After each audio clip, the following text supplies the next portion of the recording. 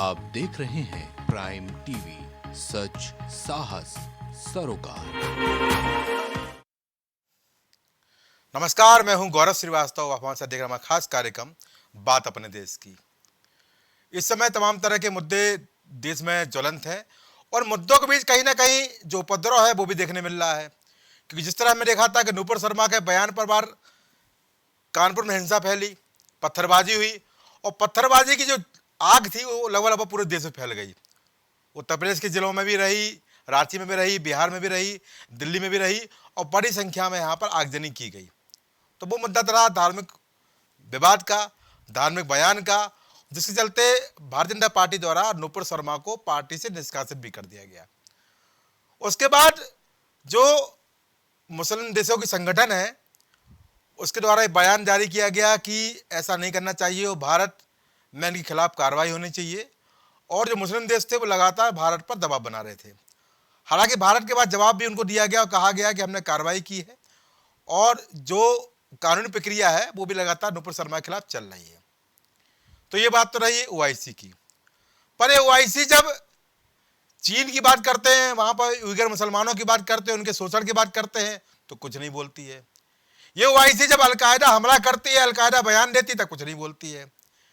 OIC जब कोई आतंकी संगठन कोई बड़ी घटना को अंजाम देता है, जिम्मेदारी लेता है, लोगों को मारने पीटने की बात करता है, हिंसा फैलाने की बात करता है, धार्मिक उन्माद फैलाता है, तब ओआईसी नहीं बोलती।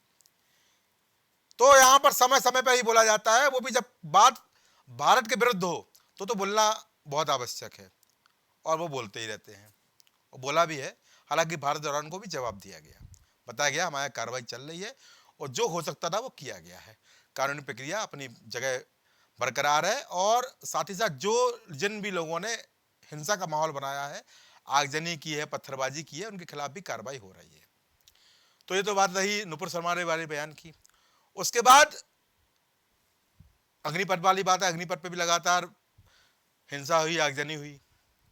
और इन सभी बातों के बीच भी एक चीज और मैं आपको बताना चाहूंगा कि जब ओआईसी जैसे मुस्लिम देशों के संगठन कोई बात बोलते हैं तो हमारे ही देश के कुछ लोग ऐसे होते हैं जो कि उन बातों का समर्थन करते हैं और एक अलग तरह का माहौल बनाते हैं कि हमारे देश में मुसलमानों को असुरक्षा दी जा रही है, मुसलमानों का शोषण किया जा रहा है, मुसलमानों के साथ भेदभाव किया जा रहा है, उनका परेशान किया जाता है और एक अलग तरह का माहौल उनके खिलाफ बनाया जाता है।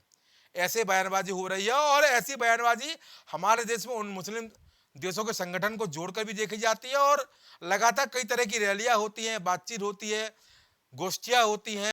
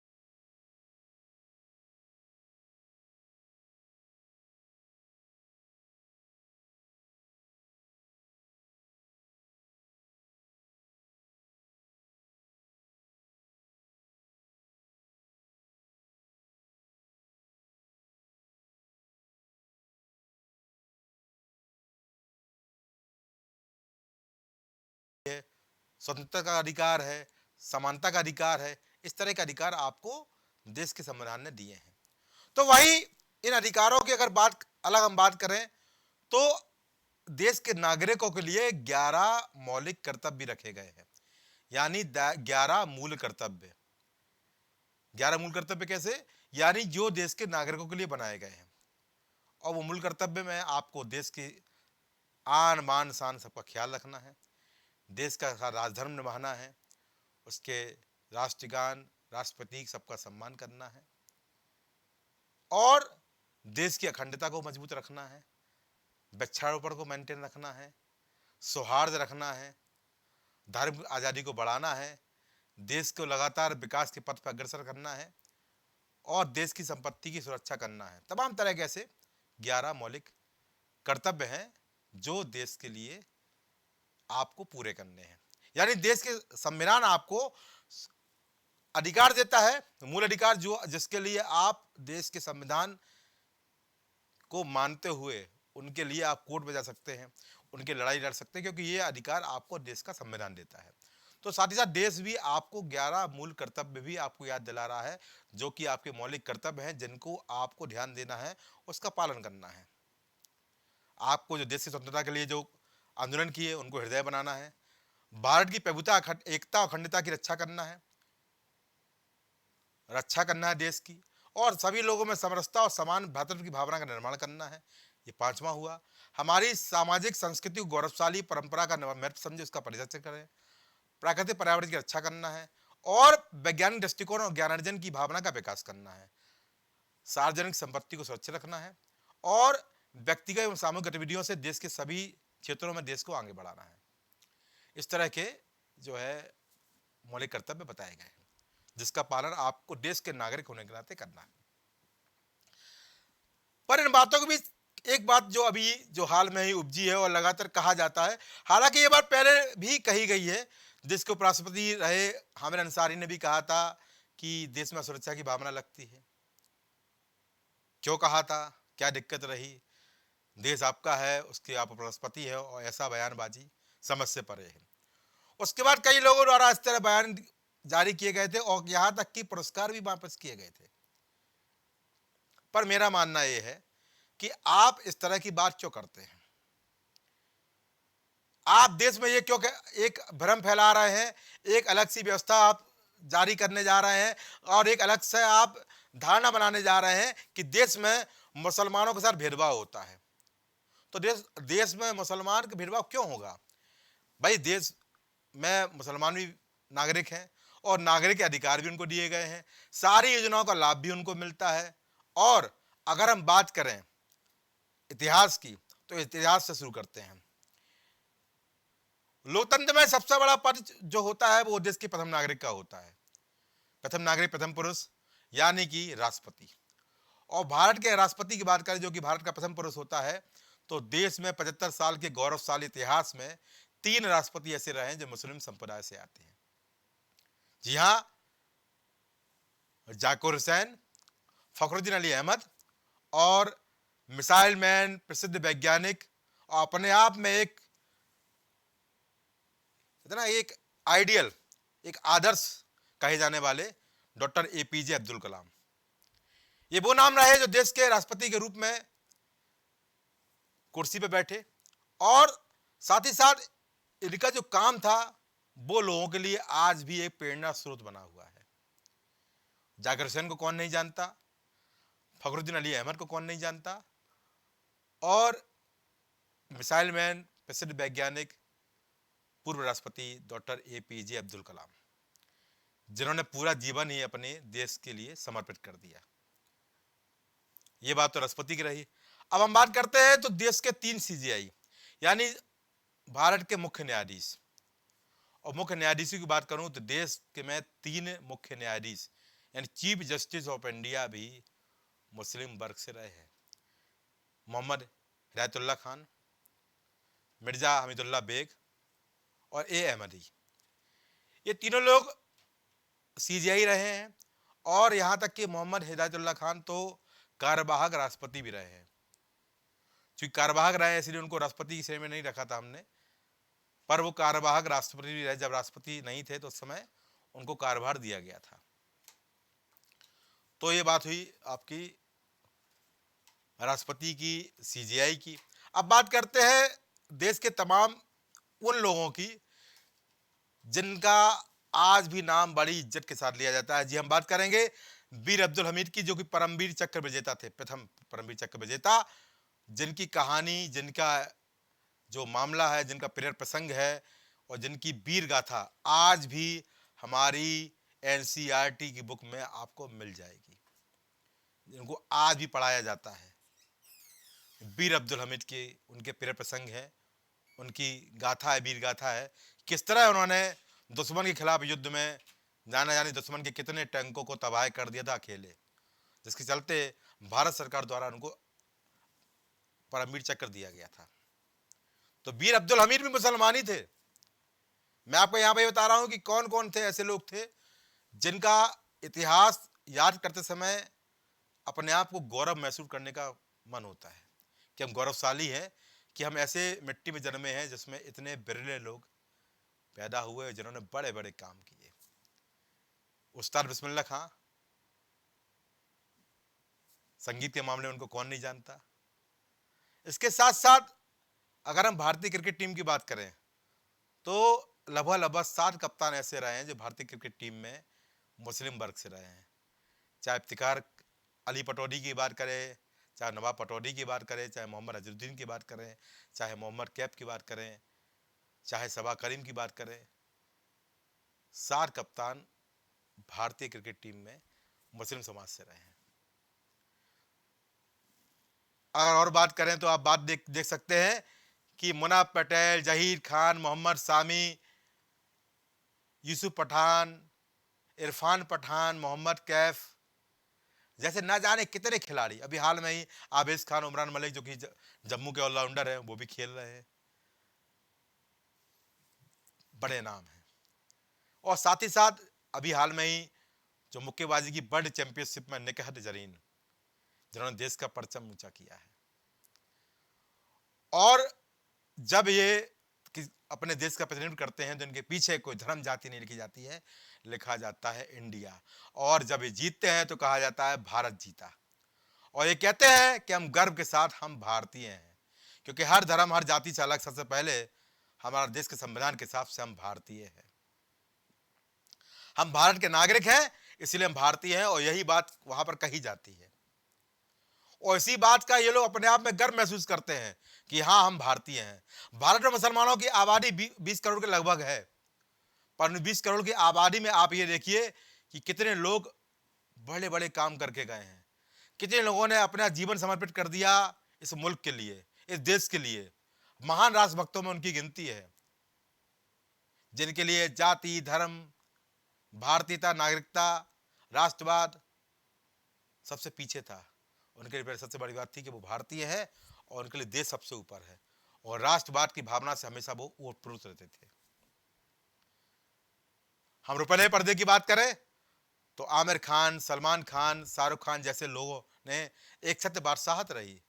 आज भी आप देखिए इनके घर के बाहर हजारों फ्रेंड्स इनकी नजरों के लिए व्याकुल रहते हैं। आज भी जब पिक्चर देखने जाते हैं तो वहां पर सलमान खान, आमिर खान और शाहरुख खान की धर्म देख के, उनकी जाति देख के वहां पिक्चर नहीं देखी जाती है।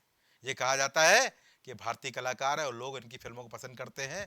वो भारतीय लोग जो अपने पैसा खर्च करके उन सिनेमा हॉलों में जाते हैं और अपने देश के कलाकारों को देखते हैं, वो मुस्लिम कलाकारों को नहीं देखने जाते हैं, वो भारतीय कलाकारों को देखने जाते हैं।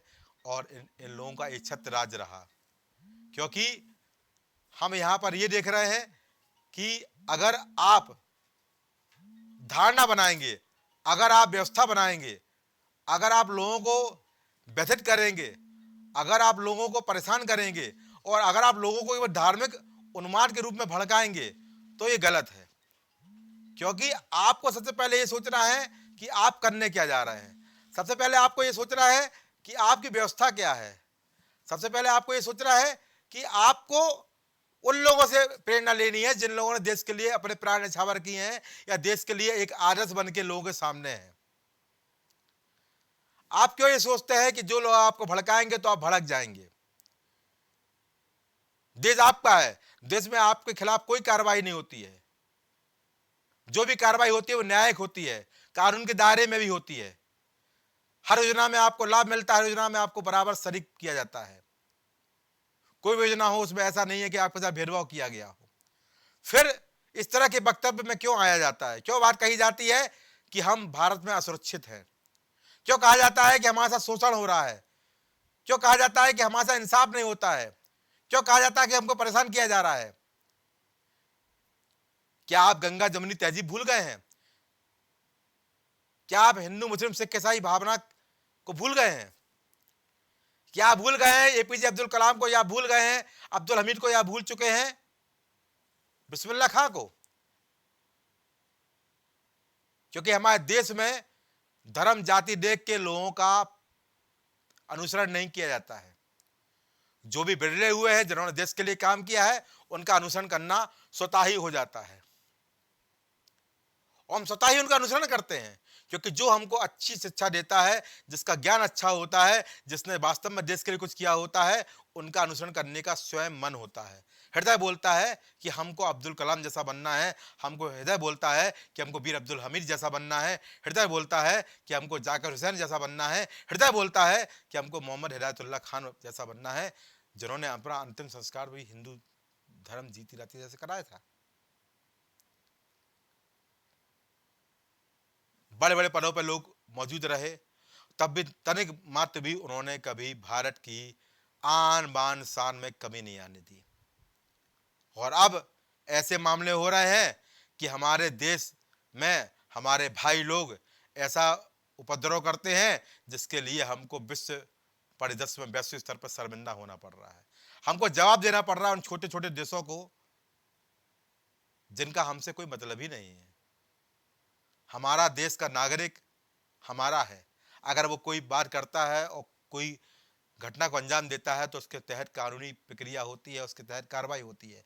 पर यहाँ पर किसी घटना को लेकर, किसी बात को लेकर वैश्विक स्तर तक जाना और ये बात फैलाना कि देश में सुरक्षित है, कैसे सुरक्षित है? आज अलकायदा जैसा संगठन चेतावनी देता है कि हम भारत में खून खराबा करेंगे, तब ये देश कहां जाते हो, तब हमारे देश का नागरिक कहां जाता है, तब हमारे देश का मुसलमान कहां जाता है, जब ये इनका विरोध नहीं करता है। तब क्या विरोध के स्वर नहीं होते हैं कि आपकी हिम्मत कैसे हुई कि आप जैसा संगठन हमारे देश के खिलाफ कुछ बोले? तब आप क्यों कुछ नहीं बोलना नहीं चाहते हैं, तब आप क्यों कुछ बताना नहीं चाहते हैं? पर यह बात समझ के परे है। और मेरा जो आज का मुद्दा था, मुद्दा केवल इतना ही है कि मैं आपको वो इतिहास याद दिलाना चाहता हूं कि हमारे व्यवसाय क्षेत्र में भी अजीज प्रेम जी, लुलु ग्रुप के यूसुफ, अब्दुल मजीद, हमदर्द कंपनी के ऐसे बड़े बड़े नाम हैं जो लगातार हमारे देश में वैश्वीकरण को आगे बढ़ा रहे हैं, निवेश को आगे बढ़ा रहे हैं, हमारे देश की आर्थिक व्यवस्था में लगातार सहयोग कर रहे हैं। ये हमारे देश के बड़े बड़े उद्योगपति हैं जिनका मैं आपको नाम ले रहा हूं। अजीज प्रेम जी, विप्रो के मालिक, यूसुफ अली, लुलु ग्रुप के, अब्दुल मजीद, हमदर्द कंपनी के, ये वो नाम हैं जो हमारे देश के वैश्विक क्षेत्र में बड़े लेवल पर हैं। और ऐसे नाम से हम क्यों प्रेरणा नहीं लेते हैं? हम ऐसे नामों का अनुसरण क्यों नहीं करते हैं जो हमारे देश में लगातार एक भारत होने के नागरिक होने के कर्तव्य को पूरा करते आ रहे हैं, जो भारत का संविधान का मौलिक कर्तव्य है, 11 कर्तव्य है, उनको पालन करते नजर आ रहे हैं, देश के संविधान को, देश की रक्षा के, देश की अखंडता को पालन कर रहे हैं और बनाए हुए हैं। कभी इन लोगों के द्वारा कोई ऐसा बयानबाजी नहीं आती जिससे हमको शर्म महसूस करनी पड़े। कभी हमारे देश में ऐसी बयानबाजी इन महान हस्तियों द्वारा नहीं की गई कि हमारे देश की आन बान शान को धक्का लगे। तो क्यों हम इन लोगों का अनुसरण करना नहीं चाहते? क्यों एपीजे अब्दुल कलाम, वीर अब्दुल हमीद, बिस्मिल्लाह खान, अजीज प्रेम जी, जाकिर हुसैन, हिदायतुल्लाह खान जैसे लोगों का अनुसरण नहीं करते? क्यों हम इनके बनाए पदचिन्हों पर नहीं चलना चाहते? क्यों हम अलगाववादी नेता, क्यों हम कट्टरवादी सोच के नेताओं की बात पर चलते हैं? क्यों हम उनके दिशा निर्देशों को पालन करते हैं और क्यों हम उनकी खराब भावनाओं की दिशा में बह जाते हैं? ये देश आपका है, आप भारतीय हैं और देश होने के नाते देश की आन आपकी है तो आपका आन है, देश की शान भी आपकी है और देश के मान भी आपकी है। अगर देश की आन बान शान को कहीं धक्का लगेगा तो धक्का आपकी आन बान शान को लगता नजर आएगा। हमारा देश वसुधैव कुटुंबकम की भावना को पालन करने वाला है। हमारा देश हिंदू, मुस्लिम, सिख, ईसाई की भावना से ओतप्रोत आगे बढ़ने वाला है। हमारा देश गंगा जमुनी तहजीब को निभाने वाला है। हमारा देश धार्मिक सभ्यता और स्वतंत्रता और संस्कृति का पालन करने वाला देश है। तो फिर हमारे देश में इस तरह की बयानबाजी क्यों? देश आपका है तो फिर आपको इसमें असुरक्षा की भावना क्यों नजर आती है? ना आपके साथ भेदभाव होता है, ना आपके साथ गलत होता है, ना आपके साथ शोषण होता है। जो भी होता है कानूनी प्रक्रिया के तहत होता है। अगर कोई अपराधी है तो उसकी ना धर्म देखा जाएगा, ना जाति देखी जाएगी, ना उसको समरा देखा जाएगा। वो कानून की नज़र में अपराधी है और कानून के दायरे में उसके खिलाफ जो कार्रवाई होती है वही कार्रवाई होगी। इसमें देश का कानून ना उसको सहूलियत देगा, ना किसी और को सहूलियत देगा, चाहे वो विश्व के भारत के किसी भी धर्म जाति संप्रदाय से आता हो। तो मेरा आज का मुद्दा केवल इतना ही है। मैं इतना ही कहना चाहता हूं कि देश के उन सभी मुसलमान भाइयों से कि आप देश के नागरिक हैं और देश के नागरिक होने के नाते देश की आन बान शान का ध्यान रखना भी आपका कर्तव्य है। आप फालतू धारणा में मत बहें, आप कट्टरवादी सोच बच जाए, आप उन लोगों का अनुसरण करें जिन्होंने अपने पूरा जीवन देश के लिए समर्पित कर दिया।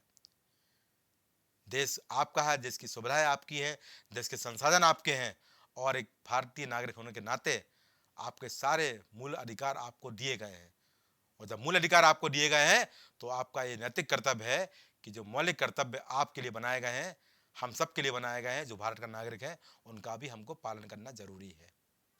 और हम चाहते हैं कि भारत आने वाले समय विश्व गुरु बने तो हमको यहाँ बंटकर नहीं रहना है, हमको आपसी सौहार्द को बना के रखना है, अपनी गंगा जमुनी तहजीब को बना के रखना है। क्योंकि अगर हम आज़ादी की बात करें तो उसमें भी भारत की आज़ादी में भी मुस्लिम, हिंदू, सभी धर्मों का सबका सहयोग था। तो देश का विकास करेगा और जब विश्वगुरु बनेगा उसमें भी हमारे सभी भाइयों का सहयोग बहुत आवश्यक है। तो धार्मिक उन्माद की भावना को छोड़ें, कट्टरवादी सोच को छोड़ें और जो देश के खिलाफ बोलते हैं ऐसे लोगों का अनुसरण कतई ना करें, क्योंकि देश आपका है और संविधान भी, और आप भारत के नागरिक हैं और इसलिए भारत की आन बान शान का ख्याल रखना भी आपका नैतिक कर्तव्य है और मौलिक कर्तव्य भी है। तो आज की चर्चा में इतना ही। मुझे दीजिए अनुमति। नमस्कार। कुछ भाव पुष्प। आप देख रहे हैं प्राइम टीवी, सच साहस सरोकार।